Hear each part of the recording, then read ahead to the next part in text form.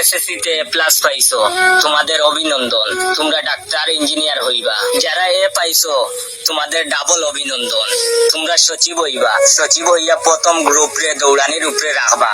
যারা বি পাইছো, তাদেরও অনেক অভিনন্দন, তোমরা নেতা মাস্তান হইবা। তারপর উপরের দুই গ্রুপ রে দৌড়ানির উপর রাখবা। যারা টাইনা টুইনা পাস, তোমাদের ট্রিপল অভিনন্দন, তোমরা প্রথমে ব্যবসায়ী হইবা, এরপর এমপি মন্ত্রী হইবা। এমপি মন্ত্রী হইয়া উপরের তিন গ্রুপ রে দৌড়ানির উপরে রাখবা।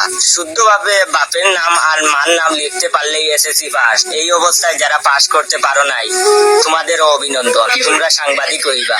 সাংবাদিক হইয়া 18 কোটি মানুষ দৌড়ের উপরে রাখবা। এত সুযোগ সুবিধার পরেও যারা পরীক্ষা দেয় নাই, তাদেরকেও আগাম অভিনন্দন জানাচ্ছি। তারা পীর ফকির বাবা হইব। বাবা হইলে উপরের সব গ্রুপই তোমাদের পায়ের উপর লুটিয়ে পড়বে। তো এখন কমেন্ট করো, তুমি কোন গ্রুপের সদস্য।